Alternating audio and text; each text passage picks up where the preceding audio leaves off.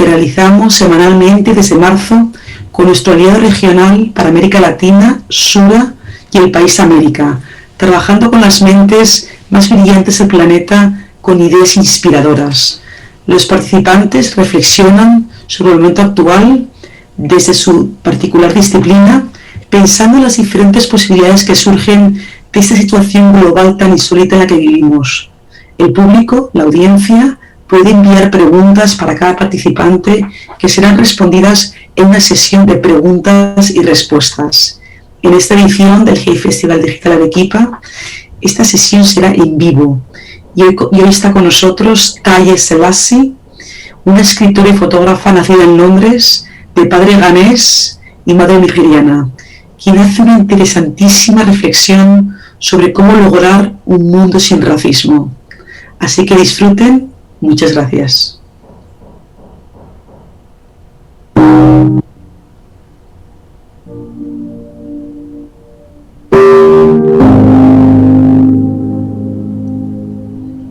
My name is Taye Selassie. I'm a novelist based in Lisbon, Portugal. And the COVID-19 pandemic for me has served as an invitation to imagine the world without racism. The swell of the pandemic thus far in Portugal coincided with the gathering of strength of the Black Lives Matter movement in the United States and abroad. Meaning that I spent most of the summer marching alongside hundreds of others here in Lisbon and hundreds of thousands the world over, protesting, demanding the demise of the thought structure, of the economic hierarchy, of the social ill known as racism. To imagine the world without racism, we must first imagine the world without race, which isn't hard because race is, of course, imaginary.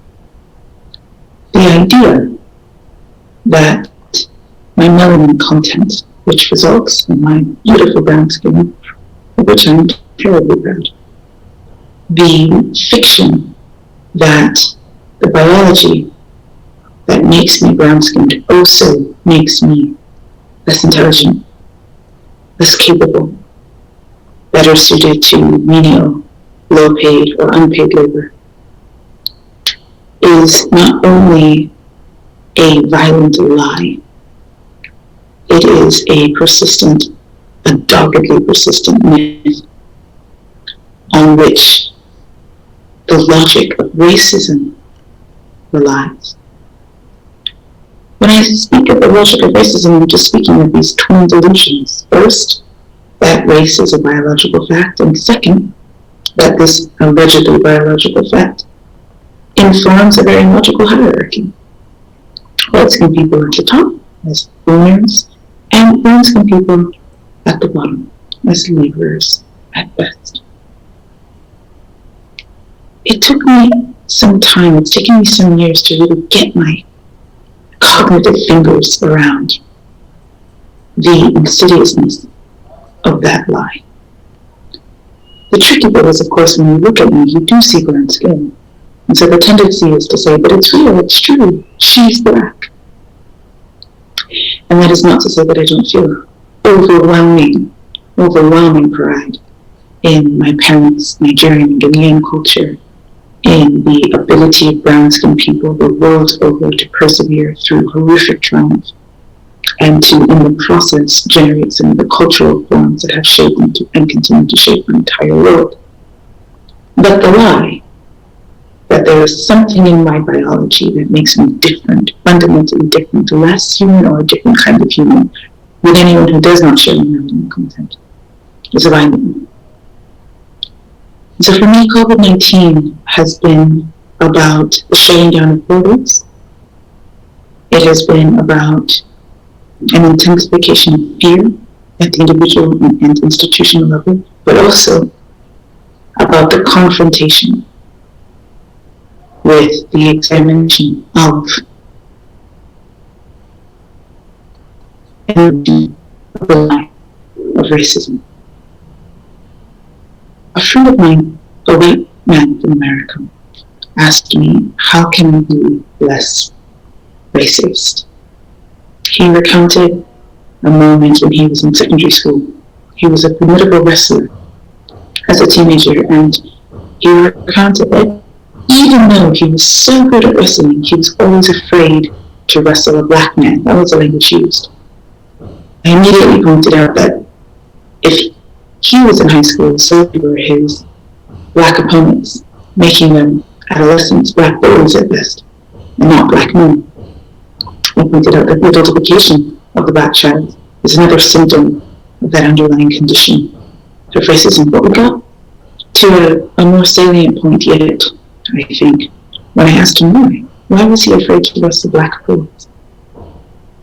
Was it because of anything that had happened in his individual experience? Or was it because of a logic that he had inherited?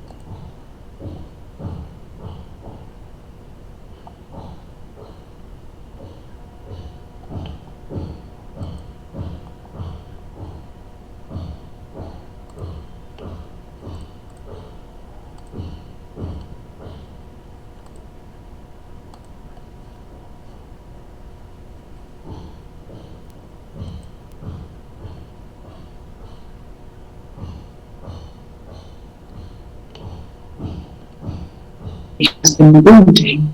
It has kept the lights on in his life for as long as he's been alive, and it's been a threat to others. Power source for some, threat of electrocution for others. And he got that.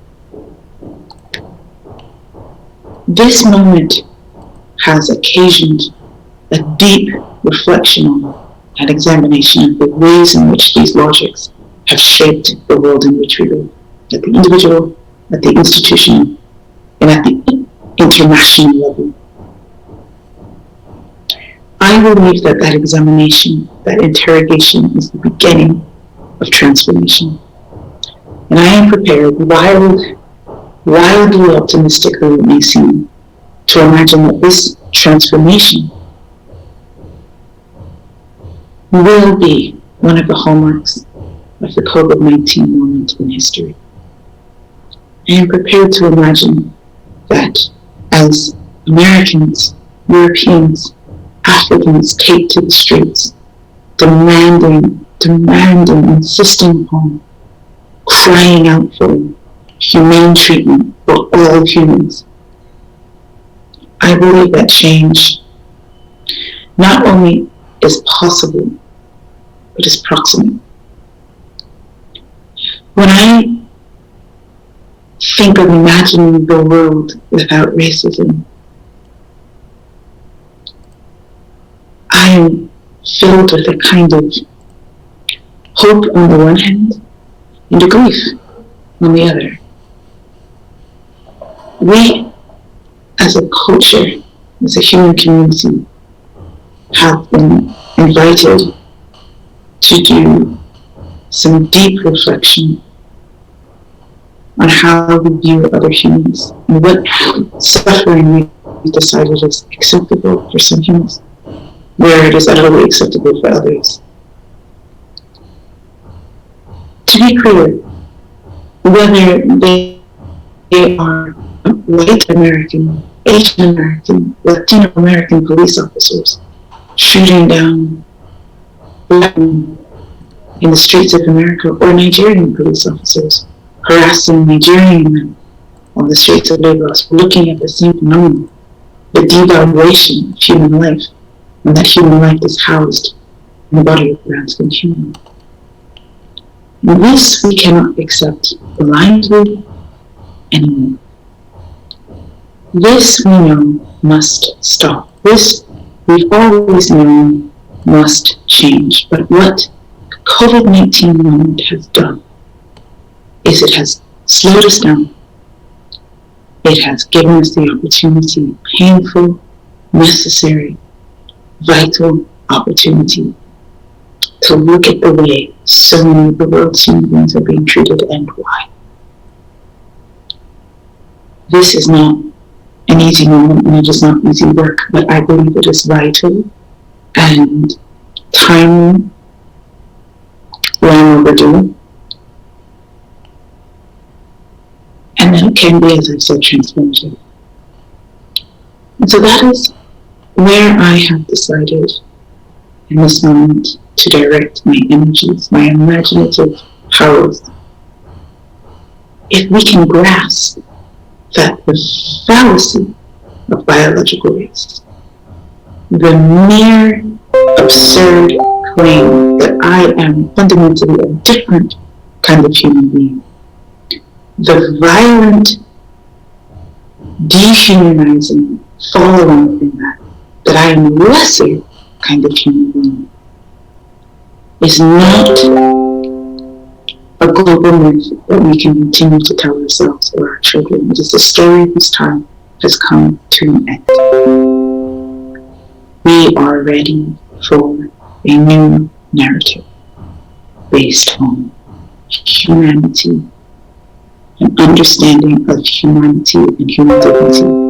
And if I am foolish and overly optimistic to believe that many people are ready to abandon the old narrative in favor of the new, I am empowered, I'm encouraged, I'm heartened by the numbers, by the sheer numbers of people who, in the course of this movement and moment, have demonstrated that that is exactly what they are ready for. Change. And that excites me no end. I am always, always ready to have conversations with individuals, with institutions, about this lie of race, about the follow-on effects, about the systematic, institutionalized, and pervasive structure that the lie of race has given rise to, racism. And I'm excited above all of watching as impassioned human beings the globe over tear down that structure, brick by brick, making way for the world to come. It is my great hope that in my lifetime I will see the world that I can imagine. For the time being, I am prepared merely to imagine the world without reason. 1, 2.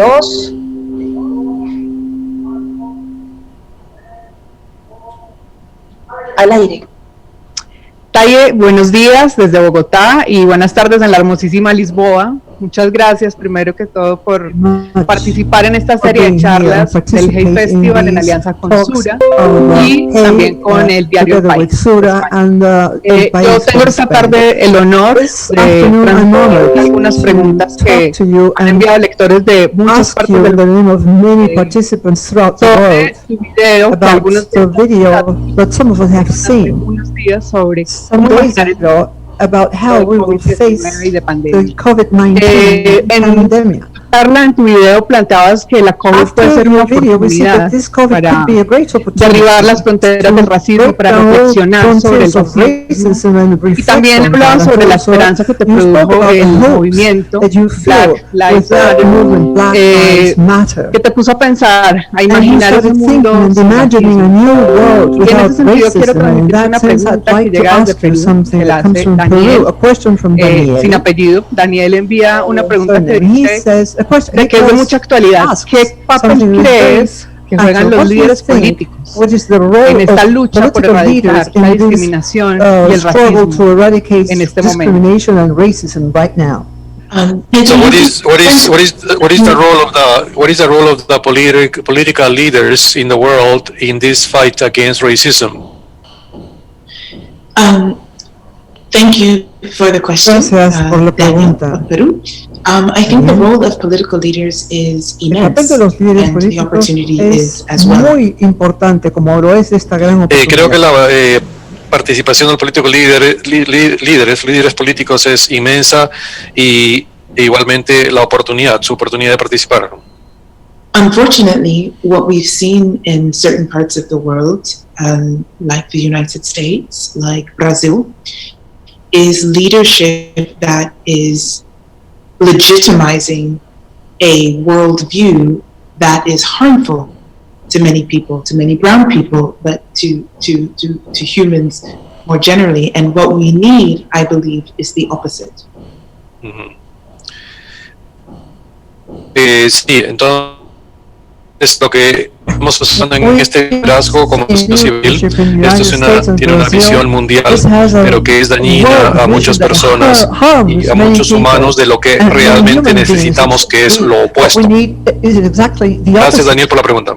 Thank you very much to Daniel. Bueno, en ese sentido hay otra pregunta que llega desde Argentina que la hace Daniela Oliva, y plantea que el movimiento Black Lives Matter se ha vuelto muy prominente a nivel mundial y lo considera también como un gran logro.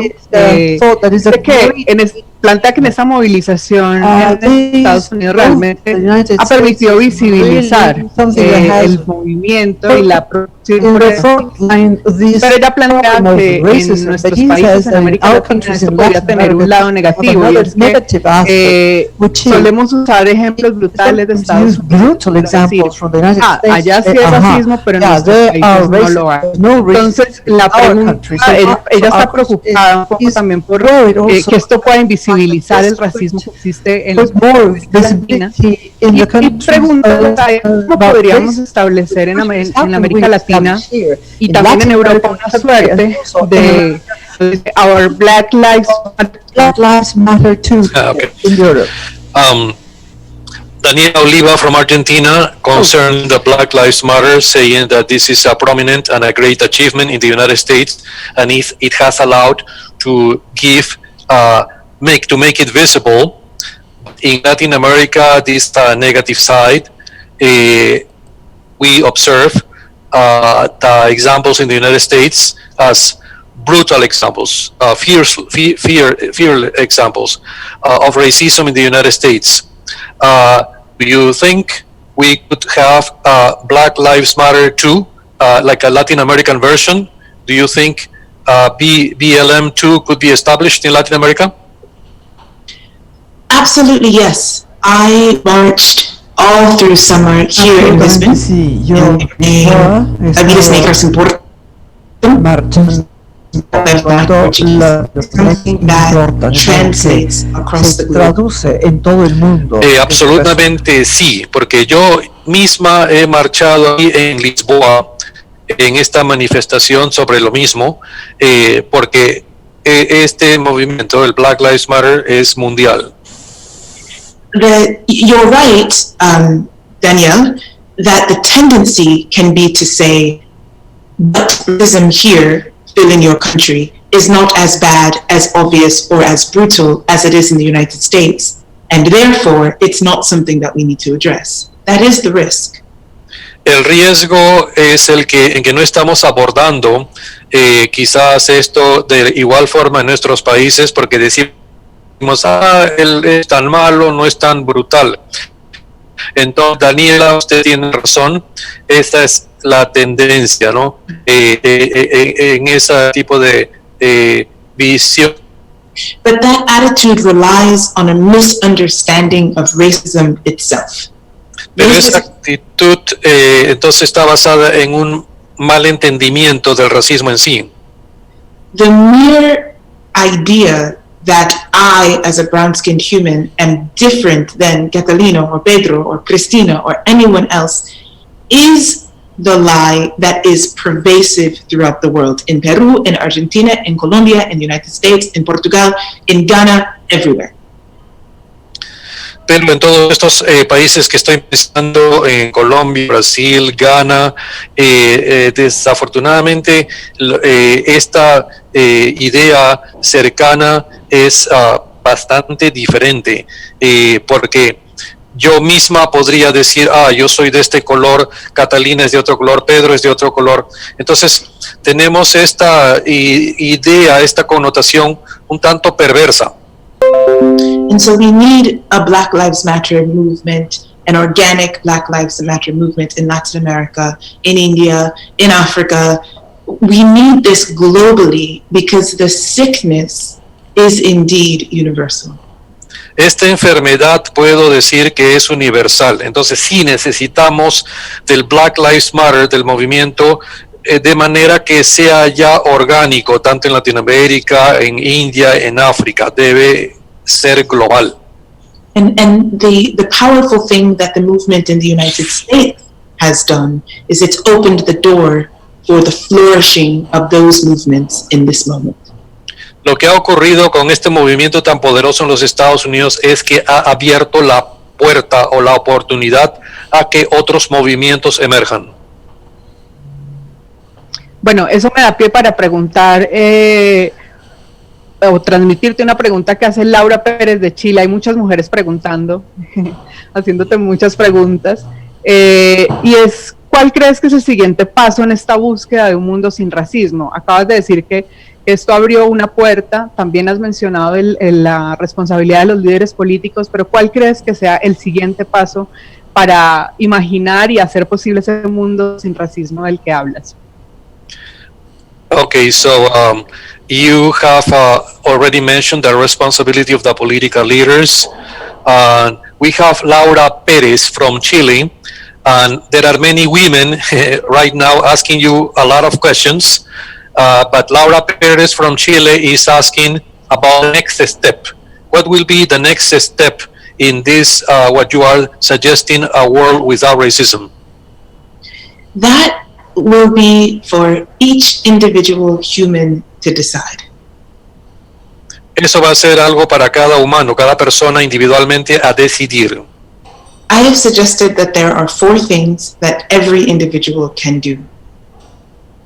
Yo creo que hay 4 cosas que cada persona individualmente puede hacer.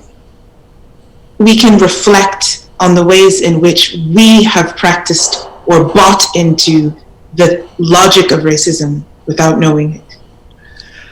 En primer lugar, cada uno de nosotros deberíamos reflexionar en las diferentes maneras en que ejercitamos o vemos el racismo en la práctica y la lógica de ese racismo. We can reach out to people who we know, and we all know people who harbor these views. We can reach out to people whom we know are practicing and expressing racist beliefs, and we can ask them if they are willing to have a conversation about changing their perspective.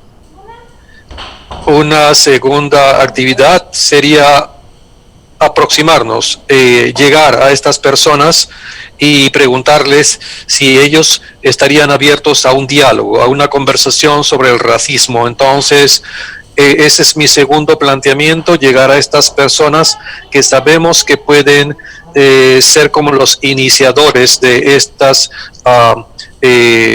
ideas o perspectivas. We can reinforce movements that are doing good work by donating money. Podemos, en tercer lugar, reforzar los movimientos que ya están activos, donándoles fondos, dinero. And we can vote. We can exercise our desire to see leaders who believe in the fundamental equality of human beings. We can exercise that desire by voting these people into office, or, as the case may be, out. Ok.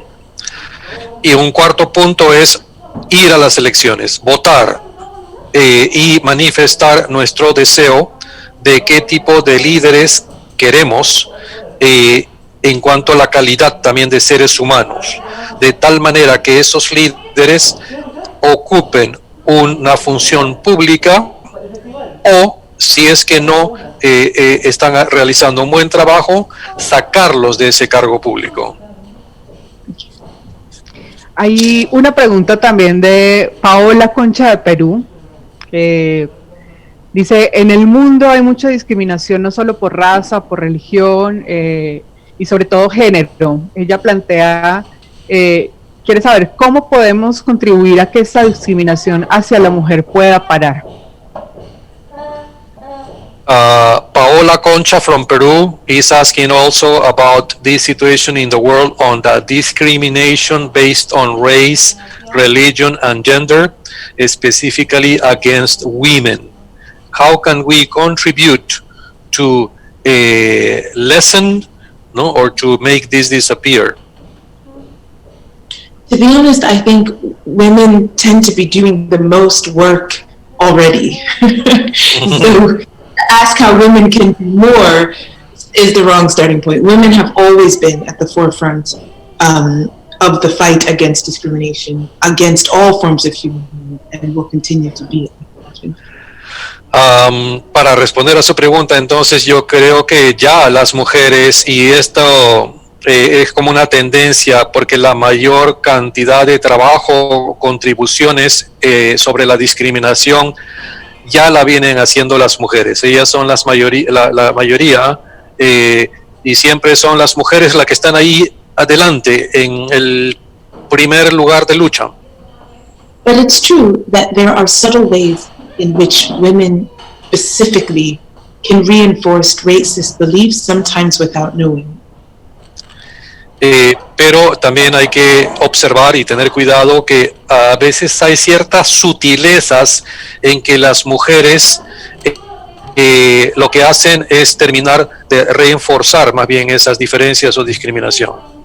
The way in which women can celebrate lighter skin or straighter hair, these are ways that women perpetuate negative beliefs about certain kinds of human beings, and I believe that it is women who must stop that kind of behavior.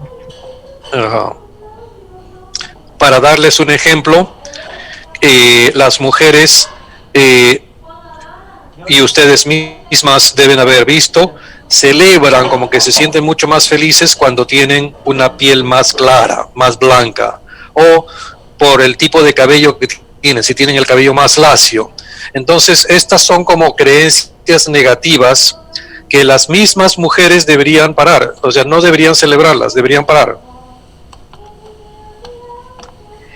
Te quería preguntar particularmente, en el video hablas también de 3 hechos que ha traído la COVID-19 y uno era, por supuesto, la reflexión acerca del racismo, esta sensación de derribar fronteras y la intensificación del miedo. Y en ese sentido nos llega una pregunta de Úrsula Rodríguez de Perú, que se pregunta un poco por el contacto humano. Dice, en la vida prepandemia ya existía un aislamiento social importante y como consecuencia de la pandemia se ha agudizado esta de forma muy crítica. Vivimos aislados y hacemos todo a distancia. ¿Cómo se puede revertir esa falta de contacto humano? So we have this question also from Úrsula Rodríguez from Peru concerning the human contact, because in your video you mentioned 3 facts from COVID-19. One is the reflection on racism, to tear the borders down, and the intensification of fear. So Úrsula Rodríguez is asking you, and considering that women, even before COVID-19, were already having kind of an isolation per se. So what can we do now to revert this social distancing, or the fact that we are having less human contact now? The psychological effects of reduced human contact, I think, are yet to be fully understood. Yo respondería diciendo que todavía no es el momento, pero llegará el momento en que tendremos que revisar cuáles han sido o están siendo los efectos psicológicos en las mujeres durante toda esta pandemia, ¿no? Durante este tiempo.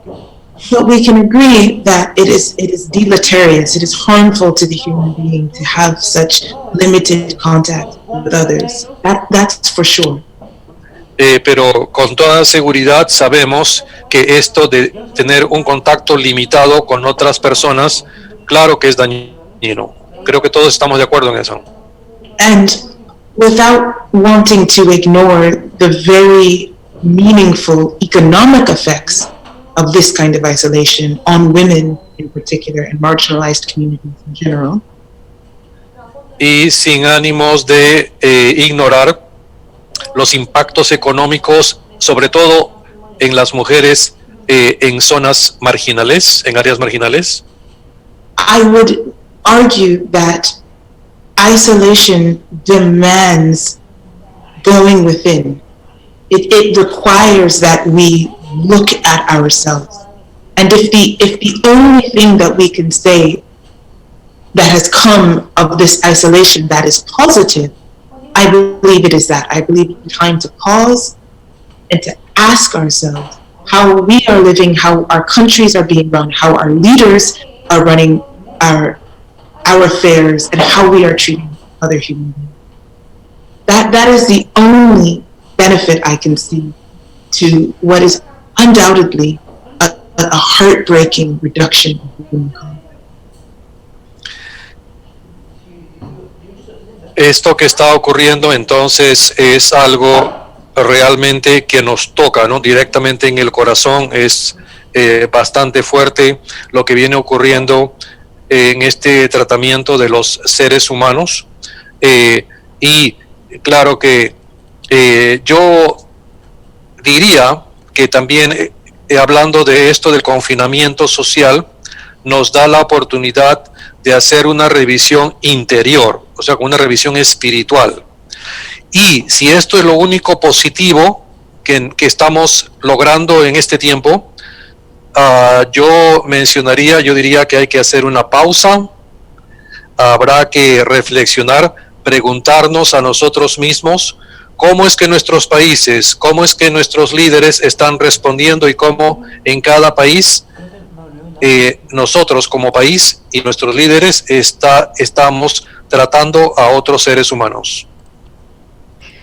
Hay una serie de preguntas también en ese sentido de esa reflexión, de esa revisión espiritual de la que habla, que se preguntan por el papel del arte. Concretamente, Nicolás Montoya de Colombia, ¿crees a través de la cualquiera de sus formas se puede crear una conciencia colectiva de un mundo sin racismo? Okay. Talking about that, looking within that you're mentioning, like as a kind of reflection, we have this question from Nicolás Montoya from Colombia concerning the arts. Do you think that the arts can help under this situation to create or to generate social awareness? Without doubt. Sin lugar a duda. And it would be exciting to see governments pouring resources into artists as they seek to create connections in this moment. Sorry, let me pause to let you translate. Sí, claro, sin lugar a duda, y esta es una parte muy interesante que nos puede entusiasmar, pero que también nos lleva a observar qué están haciendo los gobiernos, si es que están contribuyendo con dineros, con fondos, con dinero, para buscar cómo crear ese tipo de conexión. Hay una pregunta concreta también sobre la literatura. Tú eres escritora, fotógrafa, si bien acabas de hablar del arte en general, nos preguntan también desde Perú, María Rodríguez, ¿qué importancia tiene la literatura hoy en medio de las circunstancias que vivimos actualmente? There is a specific question concerning literature, because you are a writer, right? You are a photographer. Maria Rodriguez from Peru is asking about the role of literature during this pandemic? Well, literature may well become our new airplane. A new what? I'm sorry? Airplane. Airplane. Ah, okay. Wow. La literatura entonces ahora es como nuestro nuevo avión. When we can't travel, when we can't move, we can do what I've always done since I was a little girl, which is to explore the world, to encounter it, to discover the world through books. Ajá. Cuando tenemos situaciones como esta en la que no podemos salir, no podemos movilizarnos, entonces yo sugeriría, y es algo que también hago desde que yo era niña, acudir a los libros. I was reading again the other day 100 Years of Solitude. Justamente hace poco estuve leyendo 100 años de soledad. And it's probably as close as I'll get to Colombia, to traveling to South America at the present moment. But it was a wonderful journey. Y al volver a leer 100 años de soledad, me ha acercado muchísimo a Colombia. Es como estar nuevamente pisando Colombia, viajando a esos lugares, pero claro, dentro de la historia, ¿no? Dentro de la literatura. Hay alguien que hace una pregunta, no tiene el nombre, pero aprovecho para preguntar yo entonces, ¿en qué otros aviones recomiendas subirnos durante la pandemia? ¿Qué tipo de libros podrías recomendar para que leamos en este contexto? Okay, you are mentioning literature as the new airplanes. What new airplanes or quote-unquote books can you recommend to read during this pandemic time? Oh, so many as you can get your hands on. Hay tantos que, bueno, hay que ponerle mano, ¿no? But a few writers that I've discovered during my own lockdown include the writer José Eduardo Agualusa. Ok, entonces puedo mencionar durante esta pandemia y estando en cuarentena, puedo recomendar a este escritor, Luis Eduardo Agualusa. I've just finished Javier Marías, who I absolutely love and just discovered now during the pandemic. Acabo de terminar de leer este libro de Javier Marías, que también he logrado descubrir durante esta pandemia. There are so many authors that we can just go to the library or download the book on the phone and start that travel. I would recommend that everybody do that. More than watching Netflix. I think reading books will time stronger than we went into it. Yo les recomendaría entonces, más que ver Netflix, pónganse a leer libros, como vayan a las bibliotecas, hay tanto que leer, ¿no? Para que comiencen este viaje, ¿no? Maravilloso de la literatura. Okay. Están llegando más preguntas en vivo y muchos se están preguntando por la educación. Venimos hablando del arte. Jonathan Salinas, no veo exactamente de dónde es, plantea: el racismo se alimenta por las constantes ansias del ser humano de ser diferente, pero sin evidenciar que somos diferentes solo en lo superficial y subjetivo, somos iguales en lo fundamental.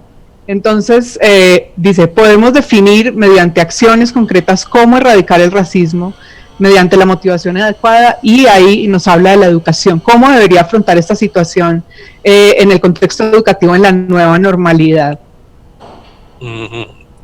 Okay.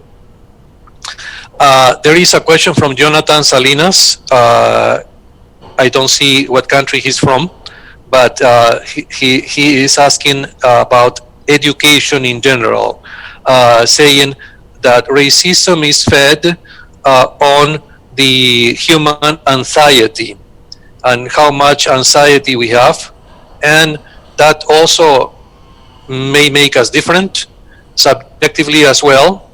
But what concrete actions and what proper motivation should we include in the education of the future or the new education, so that we can also promote less racism or no racism, a world without racism, as you're mentioning? How can we include your idea of a world without racism into an educational program?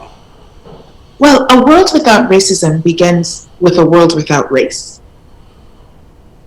Un mundo sin racismo, en primer lugar, deberíamos decir, es un mundo sin razas. No hay que considerar razas. When I was in school, when I was in primary school, I was taught that there is a difference between, I think, I'm showing my age, but it was still black, yellow, white, and whatever other race was invented. And this was taught to me as a child. Yo recuerdo mis clases de la escuela primaria en que se hablaba de esa diferencia, ¿no? Quizás ya ahora mi edad es diferente, pero cuando yo era niña, recuerdo, decían, tal es negro, tal es amarillo, tal es blanco, de tal manera que es como que se hubieran inventado las razas. If we used education, the education of children, the primary education of children, to shift the language, to center the core humanity of people of all races, half the work would be done. El trabajo creo que debería hacerse cuando hablamos de la educación, comenzar desde la escuela primaria, ¿no? Desde la escuela básica, comenzando por el cambio del lenguaje. Y en vez de hablar de razas, hablar de la parte central, la esencia humana.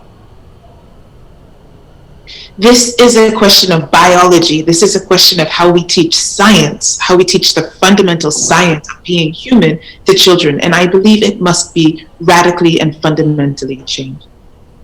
Creo que aquí debe haber justamente un cambio radical, un cambio fundamental en qué somos como seres humanos. Y precisamente debería cambiar o dentro de las ciencias, la enseñanza de las ciencias, específicamente dentro de la ciencia de la biología, ese tema, cómo se explica, cómo se enseña, eso debería cambiar. Okay, hay otras preguntas también que hablan de educación que creo que quedaron, digamos, resueltas en esta intervención, entonces no las voy a repetir porque están llegando muchas preguntas en vivo, pero hay una que nos hace desde Chile, Diego Iturriaga, que dice, ¿hasta qué punto cree Taye que es posible eliminar los sesgos racistas o de cualquier otro tipo, considerando que la formación de la identidad personal se suele realizar en oposición a lo otro o a lo distinto, como nos han enseñado, digamos? Esa es la última pregunta que nos ha llegado desde Chile, y es un poco como saber cuáles pueden ser como esas propuestas concretas, aunque hace un rato ella también habló de este tema, para eliminar esos sesgos con los que racistas con los que hemos estado creciendo durante años. There are many more questions about education, but since we are live, we are going to the next question coming from Chile, from Diego Iturriaga. He's asking about this race bias, because as you were mentioning, since we were little, we were educated, and they told us, our teachers told us, that there is a difference, that there is the us and the others. So what are your proposals, or what would you propose in this particular situation to eliminate all kind of race bias? Well, there's so much good work that's been done by educators and psychologists, sociologists in this field.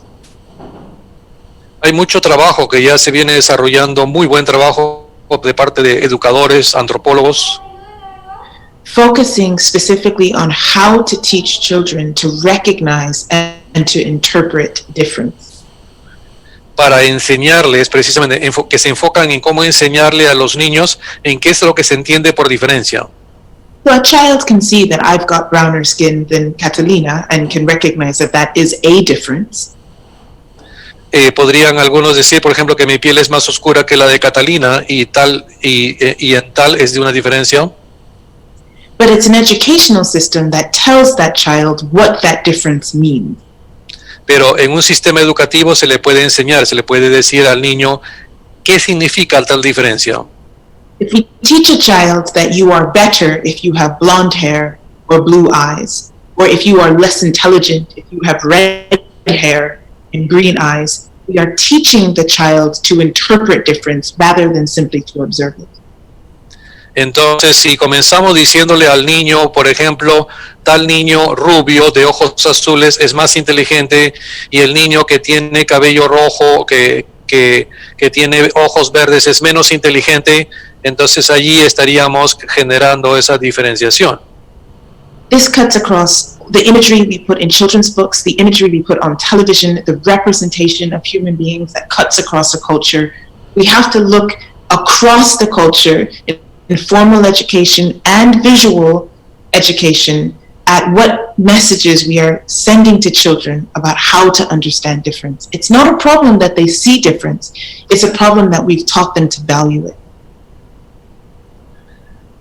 Tenemos que enseñarles entonces a los niños a cómo entender qué es diferente y valorizar eso. Tenemos que ser muy cuidadosos con los mensajes formales que les damos en la educación, visuales que les damos a través de la educación, porque hay muchas imágenes que están recibiendo nuestros niños, nuestros educandos, a través de los libros, a través de la televisión, y esto es como algo allí perpendicular, como que está ahí cortando la cultura. Thank you. Viviana de Argentina, Viviana Curtius, nos pregunta, bueno, perdón. La última pregunta. Sí. Ok, voy a resumirla entonces porque has hablado ya del tema y es, ¿qué se puede, hablas de cómo está la lógica del racismo arraigada en las instituciones, ya has hablado de educación, de cómo dar un paso más allá. ¿Qué crees que se puede hacer para erradicar estas estructuras en las instituciones? So you have already mentioned about education, but what about the structures? How can we eliminate racism from the institutions? Again, there are wonderful professionals that have dedicated themselves to creating race-based training for institutions. Creo que deberíamos acudir a esos profesionales maravillosos que ya se vienen dedicando a la capacitación basado en la raza. And not just trainings around race, but trainings around bias, generally speaking. Y no solamente tratan el tema de raza, sino, como preguntaba en la pregunta anterior, sobre los sesgos del racismo. I think it is the obligation of the leaders of organizations, schools, governments, certainly universities, to make sure that the people who are working with children, that the people who are running public institutions in particular, have undergone this kind of bias training. Principalmente entonces existe esta obligación de las escuelas, los gobernantes, las universidades, obviamente también, de asegurarse de que precisamente nuestros niños entiendan esa diferenciación basada en esos sesgos. The possibility is there and has always been there. What is needed is the will. La posibilidad está allí, siempre ha estado allí, lo que se requiere es de voluntad. I say often about racism when people say, you're dreaming if you can think that one day we won't have this. Well, we probably thought it was insane to think that smoking would ever be illegal in restaurants in New York City. And yet, that's what happened. We grew up eating out of styrofoam, and yet we decided that it was such a threat to the environment that we made that illegal as well. We've made things legal and illegal in the course of my lifetime because the will was there, and that is what we need. Human beings can change. What is necessary is that we decide that we must. Entonces los humanos sí podemos cambiar y tiene que haber voluntad, decisión del cambio, y porque con frecuencia me dicen, hablas del racismo, pero estás soñando, no se va a lograr ningún cambio. Pero yo les digo, hace cierto tiempo decían, qué locura, que nos quieren prohibir fumar. Pero sin embargo, se hizo todo este movimiento contra el fumar, el tabaquismo, y ocurrió. Entonces ya no fumamos. Luego también con el uso del tecnopor, este material tecnopor para poder portar la comida, muchos dijeron, no, jamás va a desaparecer el tecnopor, siempre, pero sin embargo se aprobaron leyes y se declaró ilegal. Entonces ya no fumamos, ya no utilizamos el tecnopor para transportar nuestros alimentos. Entonces ahí tenemos claros ejemplos de que los humanos sí podemos cambiar, solamente se requiere de la voluntad. Gracias. Bueno, Taye, muchísimas gracias por estas ideas, por estas propuestas de ser optimistas y de tratar de imaginar este mundo sin racismo. Y bueno, dejamos la conversación abierta para en otros momentos y que la gente siga también conectada con el Hate Festival, que es justamente ese espacio de conversación. Yes, so thank you so much, for being optimistic on talking about world without racism, and we'll leave this open because more people will be asking you questions. Thank you so much for your participation.